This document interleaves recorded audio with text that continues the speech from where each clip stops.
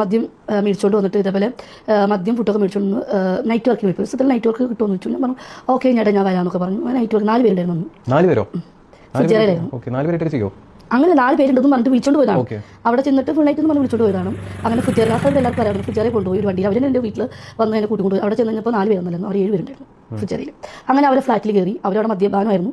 എന്നോട് ചോദിച്ചു ബീജ് കുടിക്കുമെന്ന് ചോദിച്ചു. ഞാൻ പറഞ്ഞു കുടിക്കില്ല കേട്ടോ, പിന്നെ നമ്മൾ പുറത്ത് വർക്കിന് പോകുമ്പോൾ അങ്ങനെ കുടിക്കാറില്ല, 1-2 പേർ. അവർ നിർബന്ധിച്ചു.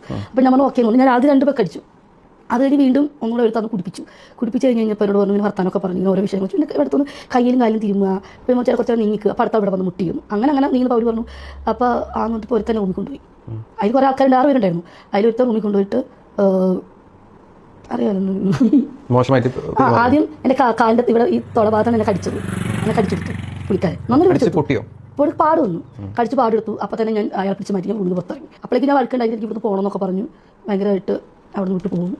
സത്യം പറഞ്ഞ ഇതുപോലുള്ള ഊള വീഡിയോ ഇന്റർവ്യൂ എടുക്കുന്ന നിന്നെയൊക്കെയാണ് ആദ്യം ഓടിക്കേണ്ടത്.